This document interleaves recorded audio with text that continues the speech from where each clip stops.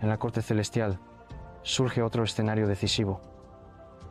Un hombre justo llamado Job se convierte en objeto de una prueba extraordinaria. El adversario reclama que la fidelidad de Job depende de las bendiciones materiales. Dios autoriza a Satanás a despojarlo de sus riquezas, su familia y su salud, con la sola condición de preservar su vida. En medio del dolor más intenso, pérdida de seres queridos, llagas dolorosas, el rechazo de amigos, Job se aferra a su fe, pronunciando palabras de humildad y esperanza.